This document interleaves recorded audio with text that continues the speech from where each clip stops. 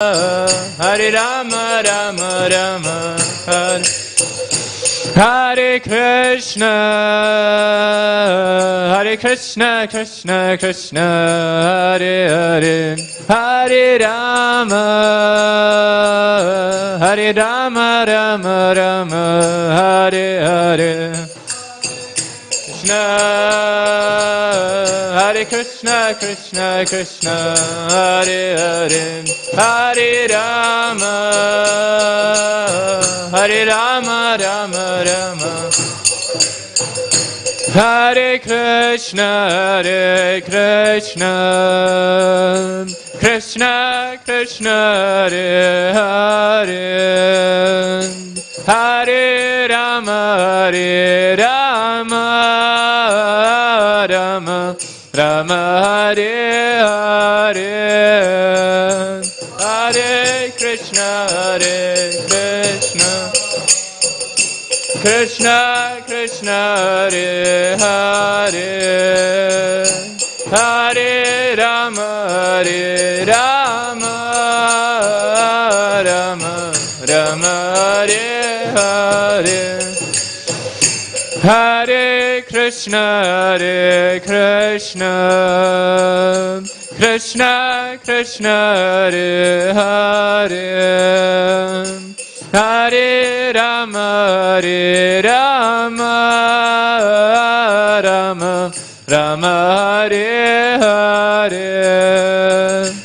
Hare Krishna, Hare Krishna, Krishna Krishna, Hare Hare, Hare Rama, Hare Rama, Rama Rama, Hare Hare, Hare Krishna, Hare Krishna, Krishna Krishna, Hare Hare, Hare Rama, Hare Rama, Rama Rama, Hare Hare, Hare Krishna, Hare Krishna, Krishna Krishna, Hare Hare, Hare Rama, Hare Rama, Rama Rama, Hare Hare Krishna, Hare Krishna, Krishna Krishna, Hare Hare, Hare Rama, Hare Rama, Rama Rama, Hare Hare, Hare Krishna, Krishna Krishna, Hare Hare, Hare Rama, Hare Rama, Rama Rama, Hare Krishna, Hare Krishna, Krishna Krishna, Hare Hare, Hare Rama, Hare Rama, Rama Rama,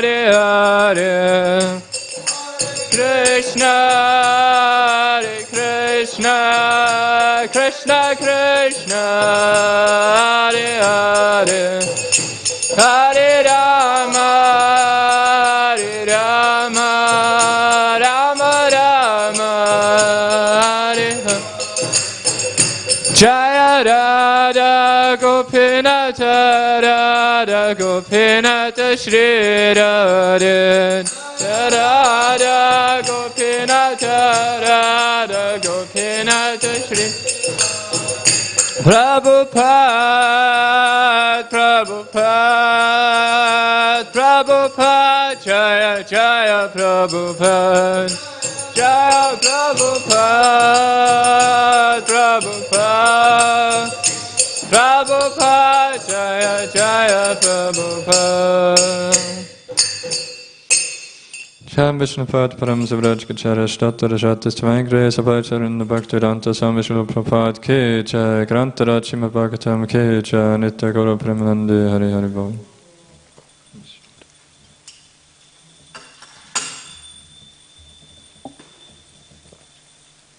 Om Namo Bhagavate Vasudevaya, Om Namo Bhagavate Vasudevaya, Om Namo Bhagavate Vasudevaya, Om Namo Bhagavate Vasudevaya, Om Namo Bhagavate Vasudevaya, Om Namo Bhagavate Vasudevaya. Hare Krishna, today we are reading Srimad Bhagavatam, Canto 2, Chapter 10, Text 9.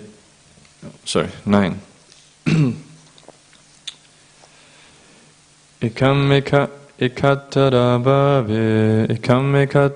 bhave yada nopalabamahe yada nopalabamahe tritayam tatra yoveda tritayam tatra yoveda sa atma svashrayashrayaha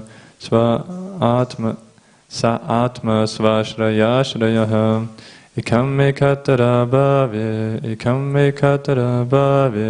yada nopalabamahe yada nopalabamahe tritayam tatra yoveda tritayam tatra yoveda sa atma svashrayashrayaha sa atma svashrayashrayaha Ikamme kattara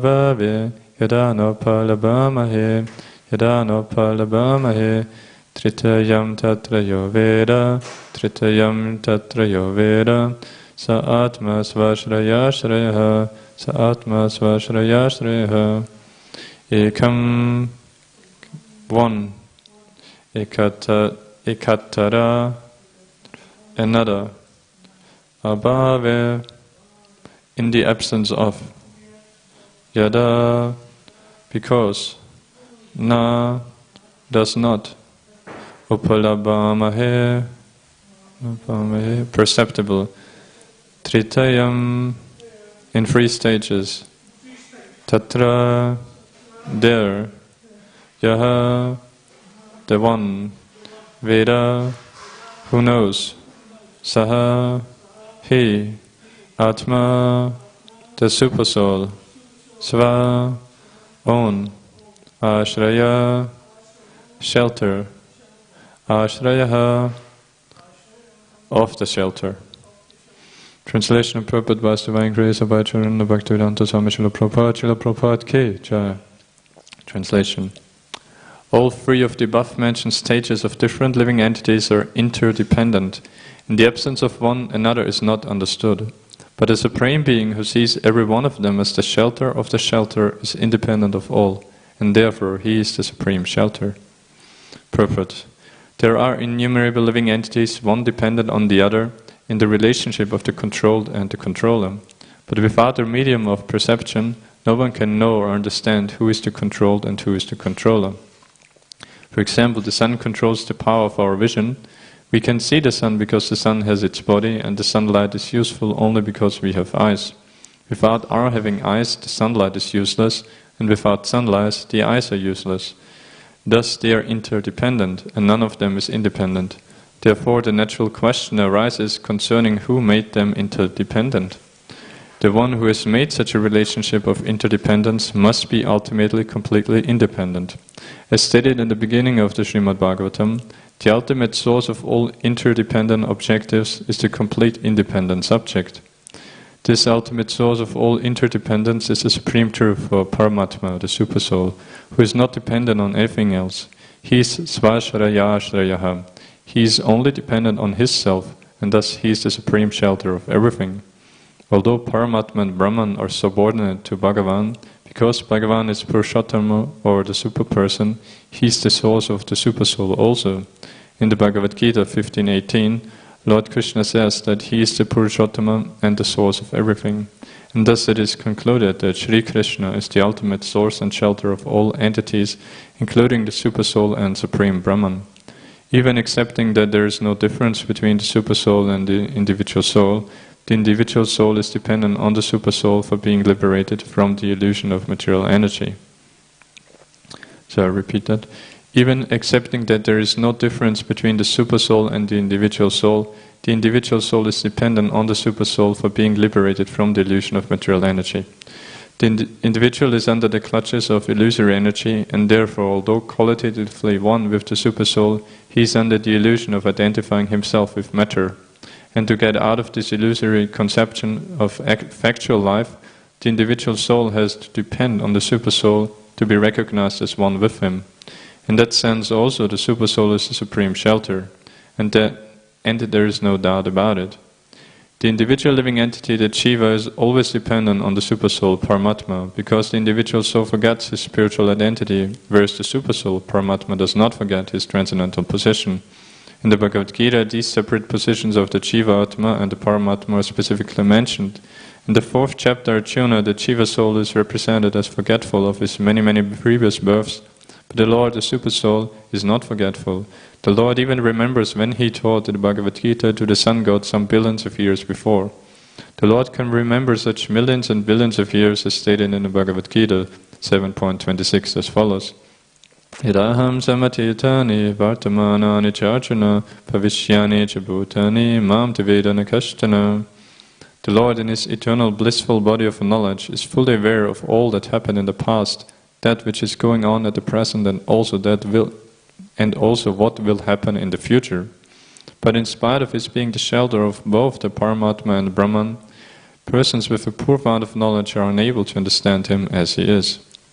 The propaganda of the identity of cosmic consciousness with the consciousness of the individual living entities is completely misleading, because even such a person or individual soul as Arjuna could not remember his past deeds, although he is always with the Lord.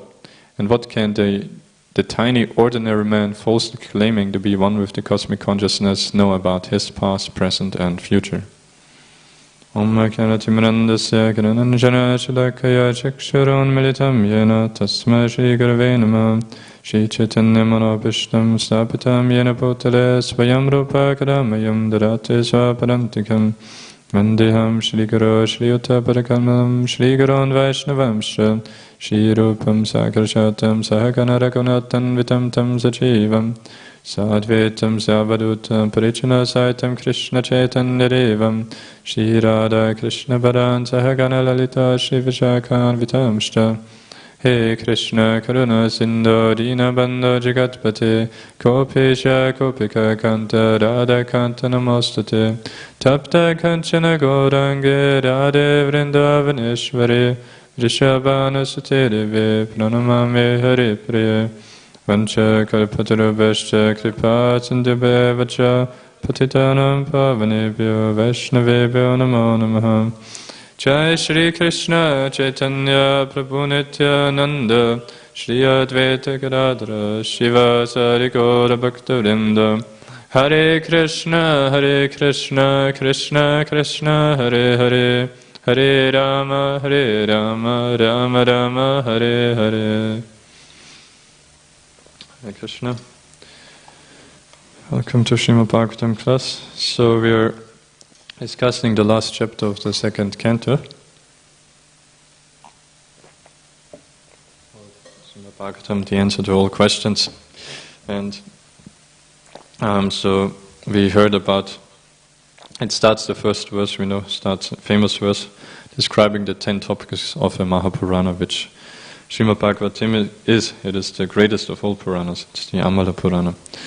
So we know, and so in the last several verses, we already discussed those 10 topics, and in the last, I think the 2 verses before already, we came to the final one, the Ashraya. What was text 7?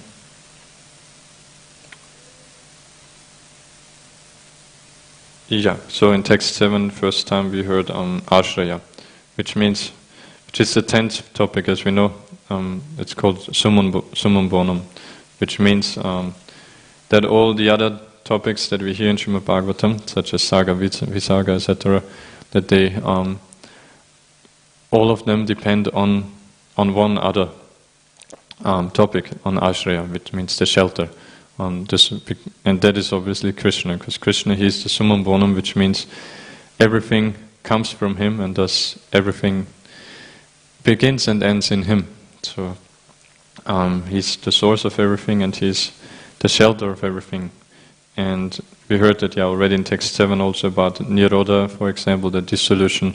It also goes into him, like as Mahavishnu, all the universes go back in him.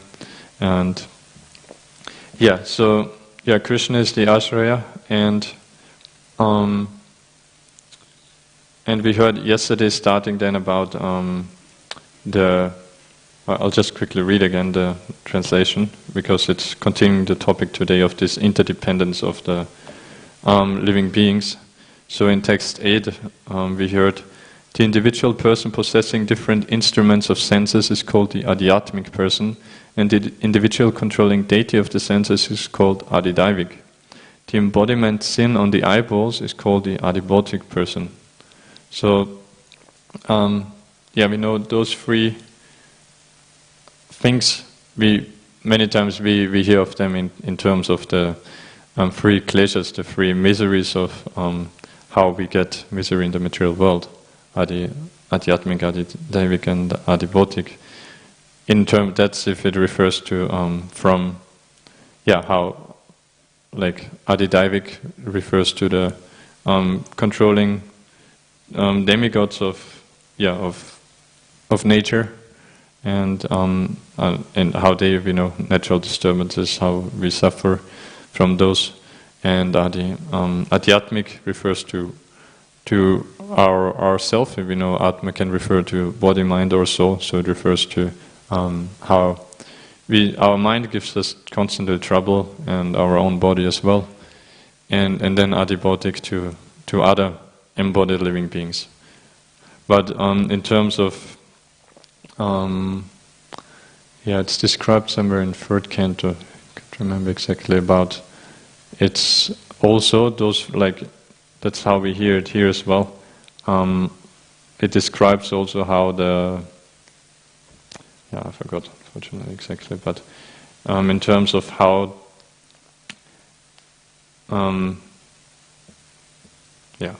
sorry, I can't remember properly. So, but here we hear that it's adhyatmic person, so that refers to ourselves, it also correlates with the miseries, adhyatmic, that we experience from ourselves, whereas adhidaivic is the controlling deities of the senses. So every sense is actually controlled by a demigod, and so not only in terms of otherwise the nature around us, but even our own body, we know actually this all the senses are dependent on demigods. So in that way we are also dependent on others all the time. And then the adhibodhic, that is, here in the verse it says, the embodiment sin on the eyeballs is called the adhibodhic person. So in other words, the gross body as we see it. And so then in today's verse, it continued there that it says, all three of the above-mentioned stages of different living entities are interdependent. In the absence of one, another is not understood. But the Supreme Being who sees every one of them as the shelter of the shelter is independent of all, and therefore he is the Supreme Shelter. All three of the above-mentioned stages of different living entities are interdependent. Now remember, it also describes how consciousness is, there's different stages of consciousness of living beings.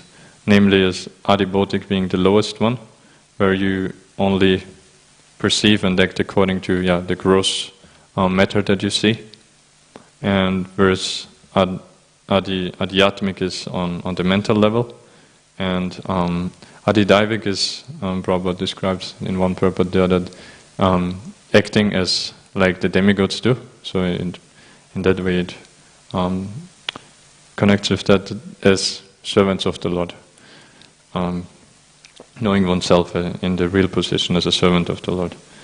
So, but the point here is that all of three of these are interdependent, and whereas it still goes with the topic of describing ultimately Krishna as the Ashraya, whereas he is, as we hear in the word, Sva Ashraya Ashrayaha. He is his own shelter of all the shelters. So he's the supremely independent. And Prabhupada then explains in the purport how we see that everything is interdependent in the material world. And he gives the example of the sun, that the one side we understand easily, that our eyes, Prabhupada many times he says to open our eyes a bit about the truth of our dependent position and as tiny living beings in the material world, that because especially because many times we are so proud of our seeing that we've seen, even if we don't think like that, but because we conditioned souls generally, we think, well, if there is a God, then I should be able to see Him. Like I only believe what I see. The whole world is. I can understand the whole world simply by my own seeing and my own intelligence. So that is the attitude that Prabhupada many times smashes by telling us that, what is the use of our seeing? As soon as there's no sunlight, we can't see anything. So why are we so proud of our seeing? We are, in so many ways, we're dependent in that way as well. But also Prabhupada says here the other way around also goes that this is this interdependence, that even the sun would have no purpose if no one would have eyes. Because, the sunlight can only, has its great significance because living beings have those eyes which depend on the sunlight to be able to see.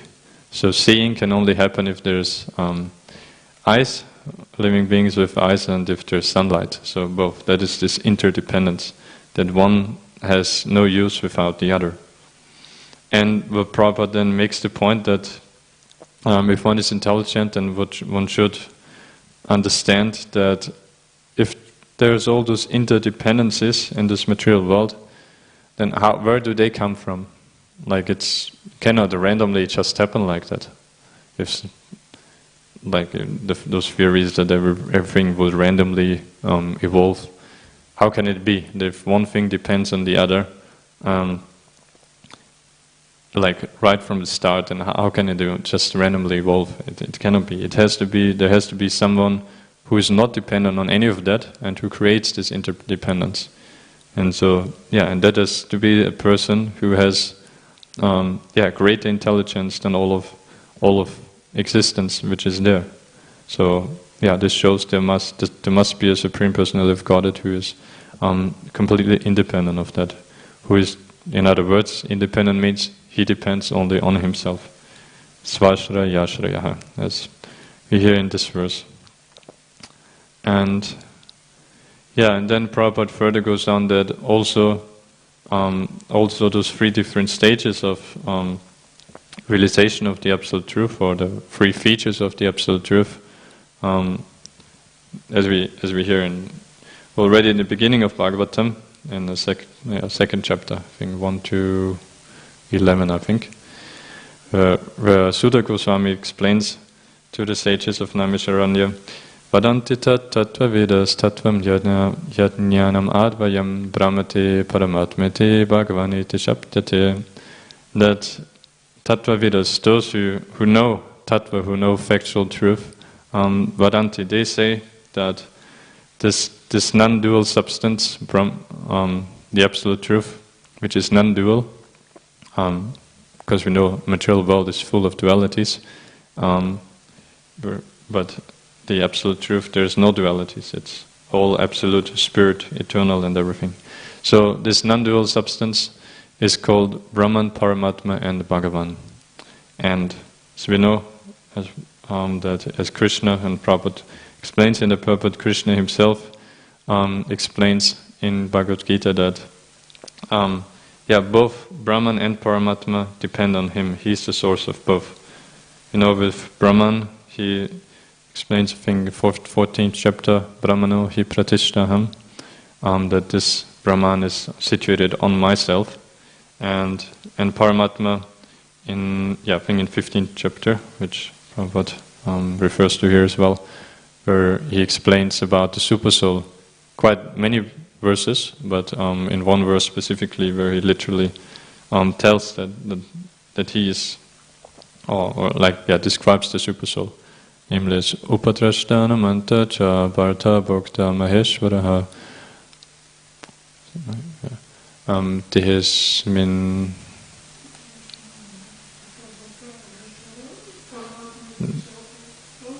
That's the further Paramatma Chapyakto De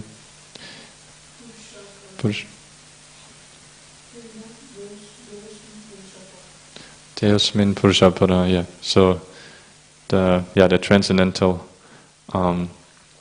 describes the super soul as being transcendental and being first, the Upadrashta being the overseer, Anumanta being the permitter, Bharta Bhukta Maheshwara being the one who provides everything and the real enjoyer and the lord of everything, and and that is called the Paramatma. And devotees, they know it very easily, that those three features, and whereas we know others, for others it is very difficult even to realize the first stage, the Brahman feature, which today again we heard sun many times mentioned. So that is simply like the sunshine, if you compare to the sunshine, where you have no idea whatsoever of where the sunshine is coming from, that there is an actual sun planet and a sun god and all of that. So that's very low level compared to then Paramatma, and what to speak then of Bhagavan. And but still, even on that level, we know it's if you actually have realized the Brahman, then you're on Brahmabhuta stage, where you're na shochati na kankshati. There's no limitation, no hankering, because you're free from material desires. I mean, in the highest sense, it's still a material desire if you want to merge with the Supreme rather than wanting to serve Him. But referring like to those who innocently don't know, who are not Mayavads, but who are Brahmavadis, who simply don't know of the Supreme Person, but think, okay, this Brahman is the Supreme, and simply being peaceful, blissful in the sense of being free of material miseries, and even simply existence itself does have bliss. It's what's it called, Brahmananda, right? So compared to material happiness, even that is like unlimitedly greater. Actually, I think also third canto in one Prabhupada explains how this Brahmananda, what the Brahmavadis realize, impersonalists, that is completely incomparable to material happiness. But then still much higher bliss realize the perfect yogis who meditate on the Lord as a super soul, and then still unlimitedly greater happiness, bliss is only in devotional service. And from material perspective, it like doesn't seem to make any sense. Like if something is already like Brahmananda, the bliss from realizing the Lord's impersonal feature is already unlimited, then how can it be that then from devotional service that you still get unlimitedly even more pleasure? But Prabhupada explains there that is the nature of the Supreme Transcendental Person, because he is unlimited, and so actually that's the nature of spiritual existence. It is unlimited, and it also means it still can unlimitedly always increase, which is completely inconceivable from our conditioned mind. But and so if we consider that, then we should, even though we might be in very low stages in our bhakti, where we many times too much contamination still in our mind and in our consciousness, that we are not able to fully appreciate our devotional service, but we should understand, at least theoretically, that this devotional service is like so completely above anything else that we can't even conceive of it. And the happiness that naturally comes from that, if we do it in a proper consciousness, without any selfish desires, that is more than what we could ever imagine. And so should always give us faith and patience in our devotional service, that we know at least, yes, we might not have realized much yet, but the happiness that Krishna will force upon us when we become pure devotees, it's completely above any expectations that we could ever have. And yeah, that's the beautiful paradox of pure devotional service, that the devotee, he doesn't desire any happiness for himself, but the Lord forces it upon him. And yeah, and thus the happiness of such devotees is completely beyond any other living beings what they can experience, being it even in terms of Paramatma realization or Brahman realization. So yeah, let's briefly look on what Prabhupada said in the purport. So yeah, and then he went to the point of the one main difference between the Jivatma and the Paramatma is that the individual soul is prone to forgetfulness, and it doesn't know full past, present, and future, even in its liberated stages, as we know from given of the example of Arjuna in the Bhagavad Gita, that yeah, he doesn't remember when Krishna tells him that previously I already spoke this Bhagavad Gita to the sun god, right? To Vivaswan, and there you were also there actually, but Arjuna doesn't know. Whereas, yeah, Krishna knows, and thus he says, like Prabhupada quotes his beautiful verse from 7th chapter, Vedaham samatitani, that I know everything, in being it in the past, being it in the present, or in the future. And not only that, I also know all beings, Bhavishyani, so that's future, Jabhutani, all the embodied living entities, Mam tu Vedana Kashtana, but me no one knows. And yeah, so that is the supreme independent position of the Lord, that no one will ever be able to claim that he fully knows the Lord, and only the Lord knows everyone and everything in past, present, and future. And yeah, this also again shows that we'll always be fully dependent on the Lord in every respect, even in our liberated state. If we go back to Godhead, still the living entities by nature is dependent on the Lord, and that is nothing bad, but that is a most beautiful position that, as we see from beautiful pastimes of Krishna, famously, for example, of course, the cowherd boys in the when they get surrounded by the forest fire, that in their pure devotion, they relish being dependent on Krishna. They don't run anywhere or try anything on their own. They simply close their eyes and call out to Krishna. And so that's, an exchange of love, of feeling the dependence on Krishna, and him feeling how that he wants to protect his devotee, wants to take care of his devotee. Similarly, then we know with Aghasura that actually many of the cowherd boys, they do know that, at least have a strong gut feeling that this is not an ordinary cave, but this is a huge snake lying here ready to devour us. But still, they think, so what if then Krishna will happily save us? So they blissfully dance into the huge mouth of Aghasura, and of course are then saved by Krishna. And so it is eternally a beautiful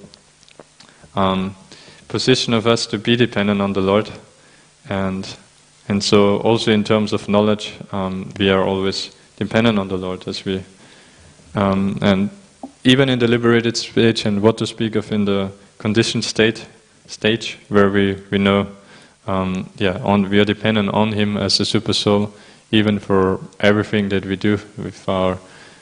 We know the karma, whatever we do, it produces reactions in this life and in the next life especially, and we always, our inclinations always evolve according to how we associate with the three different modes of material nature, and how we if we engage in pious or sinful activities, but still we that alone is not enough, still we would always actually forget what we actually then want to do according to our karma.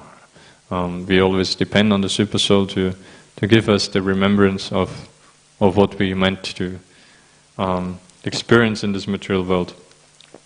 So yeah, that's like, it's amazing that the Lord, obviously He doesn't want us to experience material nature. He wants us eternally to experience pure ecstatic love in our relationship with Him, but still because we have this free will and He wants to respect that, otherwise, as we know, there would be no unconditional love. He even goes to the extent to being right next to us in our heart as the super soul and reminding us, hey, you wanted to forget me in this way, you wanted to try to enjoy separately in this way. So yeah, that is the mercy of the Lord, and that is how we are dependent on the Lord. And then in the last paragraph, Prabhupada concludes about this propaganda of the identity of cosmic consciousness with the consciousness of the individual living entities is completely misleading, because even such a person, an individual soul as Arjuna, could not remember his past deeds, although he is always with the Lord. And what can the tiny ordinary man falsely claiming to be one with the cosmic consciousness know about his past, present and future? So yeah, we know that's a popular idea nowadays, that people like to think that ultimately we all have this universal cosmic consciousness. We all we just temporarily now in this illusion, for whatever reason, we have our experiences, our pastimes, so-called, but then eventually we will all be united in this cosmic consciousness. Every one of us will know everything, which is another way of saying actually that we are all God. That's Mayavad philosophy. And I remember Prabhupada, and on Prabhupada there also in the third canto thing, that he challenges this idea of this cosmic consciousness by saying that, like, just see the power of Maya, how foolish people are. That they claim actually we have cosmic consciousness, but if you ask him, he can't even tell you about what is happening in the wall behind him, in the room next to him. Because we don't know. We only have, the individual soul has consciousness only over this one temporary body, and even that imperfectly. Like we don't even know what's actually happening in our stomach, what's happening in our lungs, all the organs. Actually, we don't know what's happening in our body, but we do pervade with consciousness to such an extent that we can experience, have experiences with this body. Thinking to a false ego, of course, we think that we are the body, but then that we can feel heat, cold, and pain, pleasure, different experiences with the body. But that is limited to this one body. And whereas the Lord, He says in 13th chapter, how does it go? Famous verse where he explains about Kshetra, that there's Kshetra, the body, the place of activities, and the Kshetra, the knower of the body, which is the soul, and of course, ultimately, the big Kshetra, that is himself, as the super soul, because as we know, the soul is Kshetra only of this body, whereas he of all the bodies. And one who knows this, both the Kshetra, the soul, the Kshetranya, and the Lord as the Kshetranya, that is then called real knowledge. But I forgot the Sanskrit. Kshetra Chapimam Vidhi. Sorry. So that is the Lord's feature, especially as the super soul we discussed here from the purport. And because, we, as conditioned souls, are united with the Lord, even unknowingly, even in the material world. So that's how we can most easily understand how we are dependent on the Sumabonam, on the Swasashraya, on the Lord. as a super soul. But ultimately we know, of course, 10th canto is on Krishna, because Krishna is Swayam Bhagavan, Krishnastu Bhagavan Swayam. He is the ultimate soul of all souls, and so the source even of all the other incarnations, and so he is the real Summum Bonum. And yeah, I think we'll stop here if you have any question or comment. Okay, thank you. Grantarachimi Bhagavatam Ki Jai. Srila Prabhupada Ki Jai.